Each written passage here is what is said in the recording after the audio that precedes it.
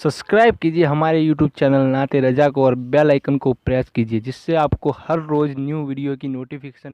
और एक बात और वजाहत के तौर पे कह दूं वरना जहन से ना निकल जाए, जो कुत्ता गोली खाते से वो नशा नहीं करते,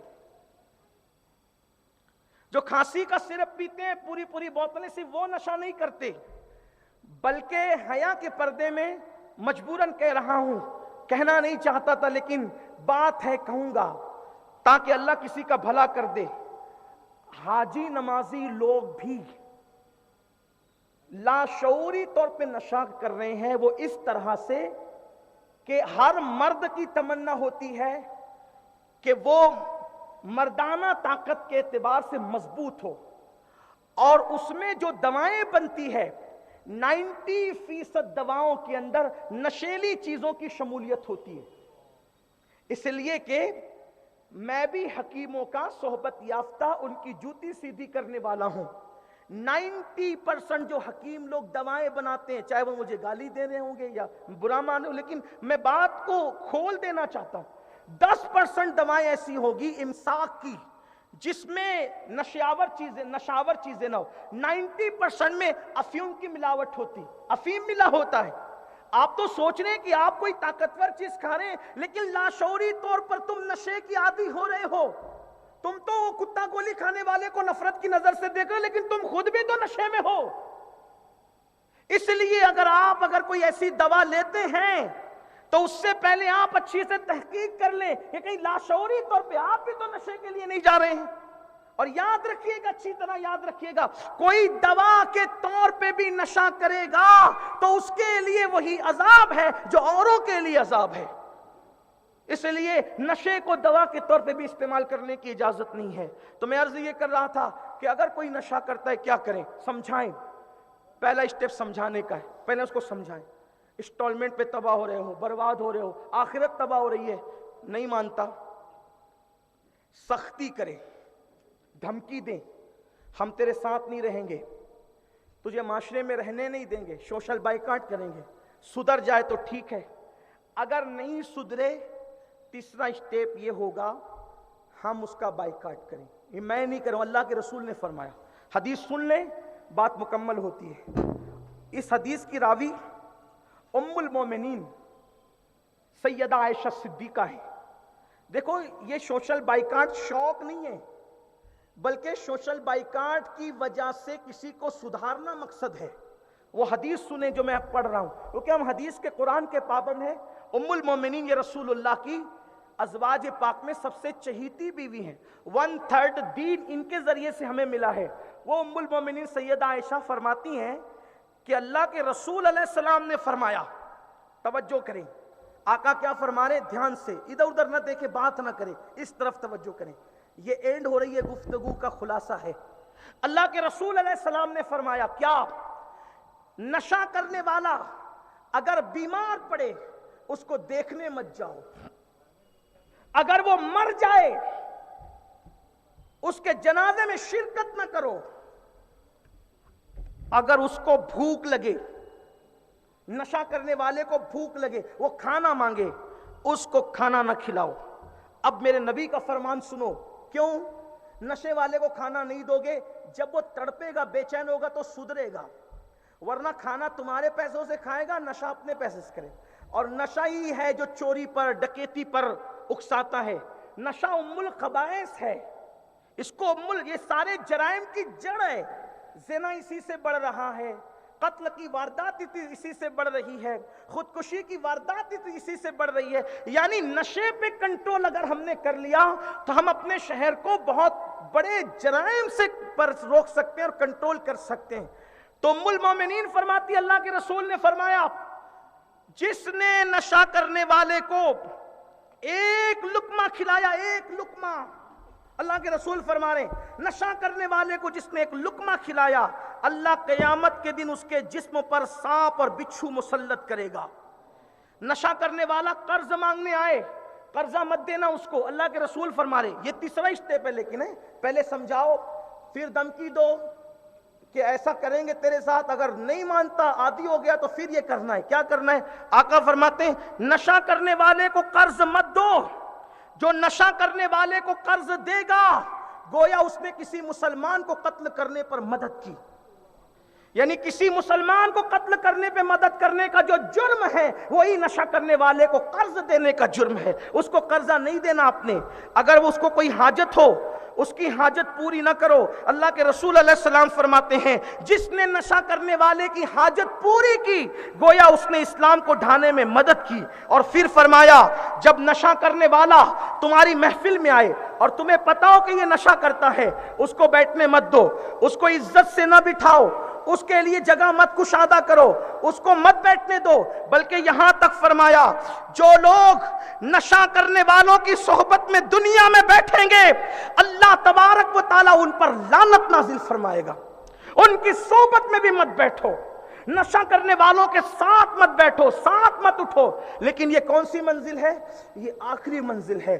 اب میں نشہ کرنے والے بھائیوں کو کہتا ہوں میرے بھائیوں آپ کا سوشل بائیکاٹ یہ آخری راستے ہمارے لیے، لیکن پہلے ہم آپ کو سمجھا رہے ہیں خدا کے لیے میرے بھائی مرے گا، جلدی مرے گا، سسک سسک کے مرے گا، تباہ ہو کے مرے گا۔ نشہ پھیپڑے خراب کرے گا، نشہ کینسر میں مبتلا کرے گا، نشہ تیرا خون سکھا دے گا، نشہ تجھے طرح طرح کی بیماریوں میں مبتلا کر دے گا، نشہ تجھے کہیں کا نہیں رکھے گا، نشہ تیری کڈنیاں خراب کر دے گا۔ اللہ اکبر میرے بھائیوں، اللہ کے لیے نشے سے توبہ کر لو۔ ایک تو تم بیمار پڑو گے، سسک سسک کے مرو گے، اور دوسرا کم از کم اپنے بچوں کی طرف دیکھو، کم سے کم اپنی ماں کی طرف دیکھو، کم سے کم اپنی بہن کی طرف دیکھو۔ بس اسی پہ بات مکمل کرتا ہوں۔ او نشہ کرنے والے میرے جوان، اگر تو نشہ کرے گا تو تیری بہن کے جہیز کا انتظام کون کرے گا؟ اے نشہ کرنے والے، اگر تو نشہ کرتا رہے گا تو تیرے بچوں کے تعلیم کا انتظام کون کرے گا؟ اے نشہ کرنے والے، اگر تو نشہ کرے گا تو تیری ماں کی پرورش کون کرے گا؟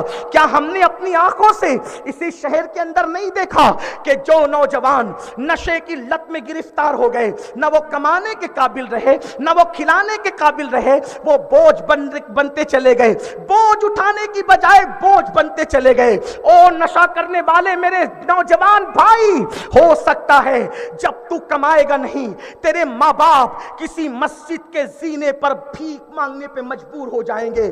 او بے غیرت جوان، کیا تجھے پسند ہے کہ شراب کے کڑوے گھونٹ یہ چند لمحے کے نشے کی وجہ سے وہ ماں باپ کو تو بھیک مانگنے لگائے گا مسجد کے دروازوں پر؟ جس ماں نے تجھے 9 مہینے تک اپنے پیٹ میں رکھا، جس باپ نے نہ سردی دیکھی نہ گرمی دیکھی نہ بارش دیکھی نہ دھوپ دیکھی، کچھ نہیں دیکھا تیرے باپ نے، اس نے تجھے انگلی پکڑ کر کے چلنا سکھایا، اس نے تجھے بولنا سکھایا۔ ہاں ہاں، وہ دھوپ میں محنت مزدوری کرتا تھا اور تجھے پالتا تھا، تجھے بڑھاتا تھا۔ جب تو جوانی کی دہلیز پہ پہنچ رہا تھا تو تیرے ماں باپ یہ سوچتے ہوں گے بچہ جوان ہوگا تو بڑھاپے کا سہارا بنے گا، بچہ جوان ہوگا اسائیں پیری بنے گا۔ لیکن اے میرے جوان، تو نے اپنے ماں باپ کو کیا دن دکھایا کہ تو نے ان کی پرورش کرنے کی بجائے، تو نے ان کا ساتھ دینے کی بجائے، بڑھاپے میں راحت پہنچانے کی بجائے جب تو نشہ کر رہا ہے تیرے ماں باپ بھیک مانگ رہے ہیں۔ لیکن بھیک جس کے ماں باپ مانگتے ہیں، نشیڑی کے، جس نشیڑی کے ماں باپ بھیک مانگتے ہیں ان کو لوگ کتنا ذلیل کرتے ہیں۔ اسی کا لڑکا نشہ کرتا ہے، اسی کا لڑکا موبائل چراتا ہے، اسی کا لڑکا نالیوں کے کنارے پڑا رہتا ہے۔ ذرا سوچو تو صحیح، اور یاد رکھنا نشہ کرنے والا یہ بھول جاتا ہے یہ ماں ہے، یہ بہن ہے، یہ بیٹی ہے۔ سوچو تو صحیح، جو نشہ کرنے والے شادی شدہ ہیں، اگر تم نشہ کرتے ہو کماؤ گے نہیں، تمہاری بیوی برتن جھاڑو کرنے جائے گی، اور جانتے ہو جن کے گھروں میں برتن جھاڑو کرنے کے لیے عورت جاتی ہے سب برے نہیں ہوتے، لیکن برتن جھاڑو کرنے والی عورت کو کس نگاہ سے دیکھا جاتا ہے، کس انداز سے دیکھا جاتا ہے۔ ہاں ہاں، جب تمہارے بچے اسکول جائیں گے تو لوگ کہیں گے نشہ کرنے والے کا بچہ آیا ہے۔ تمہارے بچے ہر لمحہ جئیں گے، ہر لمحہ مریں گے، ان کی زندگی موت سے بدتر ہوگی۔ اس لیے خدا کے لیے اپنے بچوں پہ رحم کرو، اپنی بیٹیوں پہ رحم کرو، اپنی بہنوں پہ رحم کرو۔ یاد رکھنا कौम की बच्चियां लॉजों में यूं ही नहीं बिका करती, जिनके भाई बेगैरत नशे की लत में मुब्तला हो जाते हैं, गुर्बत की चक्कियों में पिसने वाले। सब तो ऐसे नहीं होते, लेकिन सबको सब्र भी तो नहीं होता। कुछ लोगों के कदम बहकते हैं। अगर कौम की बेटियां किसी के हाथ में हाथ दे करके भाग रही है, तो इसमें उन नाकारा भाइयों का बहुत बड़ा रोल है, जो बोझ उठाने की बजाय घर पे बोझ बन चुके हैं। आओ एक नई सुबह का आगाज करें। कल इंशाअल्लाह 24 सितंबर की सुबह अहलियाने मालेगांव के लिए एक नई सुबह होनी चाहिए। ये सुबह जो कभी फरदा है, कभी है इमरोज, ये सुबह जो कभी फरदा है, कभी है इमरोज, नहीं मालूम के होती है कहां से पैदा। वो सुबह जिससे लरसता है शबिस्ता का वजूद, होती है बंदे मोमिन की अज़ा से पैदा। ऐ मेरी कौम के जवान, तू ही कभी खालिद था, तू ही कभी तारिक था, तू ही कभी अली अकबर था, तू ही कभी इमाम कासिम था, तू ही अल्लाह अकबर। कौमों की जुल्फें, जब तकदीर की जुल्फें जब बिखर जाती थी, तो तू ही उन्हें नाखूने तदबीर से संवारने वाला था। अल्लाह अकबर। दरिया के किनारे पे कश्ती जलाने वाली कौम तुम ही हो। दुनिया को अंदाजे जिंदगी देने वाली कौम तुम ही हो। दुनिया को शऊर बंदगी देने वाली कौम तुम ही हो। दुनिया को निजाम जिंदगी देने वाली कौम तुम ही हो। हाँ, तुम वही हो जिनकी राहों में अगर पहाड़ आ गए हैं, तो पहाड़ों को भी आपने रेजा रेजा किया है। जिनकी राहों के बीच में दरिया आ गया है, तो बहरे जुल्मात में तुमने घोड़े दौड़ाए हैं। अपने माजी को देखो और अपने माजी को देखकर हाल को दुरुस्त करके अपने मुस्तकबिल की जो है वो इमारत को दुरुस्त करो। आप वही हो। आप गांजा पीने वाली कौम नहीं, आप शराब पीने वाली कौम नहीं, आप बोझ बनने वाली कौम नहीं, आप बेटी और बीवी की आबरू को खिलवाड़ करने वाली कौम नहीं, आप खुदकुशी करने वाली कौम नहीं। मुसलमानों, तुम खुदकुशी करने नहीं आए हो, तुम लोगों को जिंदगी देने आए हो। तुम मौत के भिखारी नहीं, बल्कि तुम जिंदगी के सौदागर हो।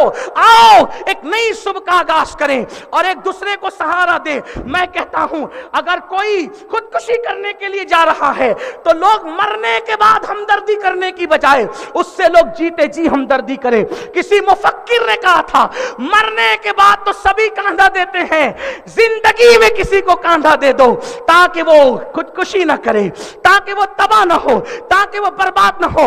आओ हम वो कौम है, दी अज़ाने कभी यूरोप के कलीसाओं में और अफ्रीका के तपते हुए सहराओं में, दश्त तो दश्त है, दरिया भी ना छोड़े हमने, बहरे जुल्मात में दौड़ा दिए घोड़े हमने।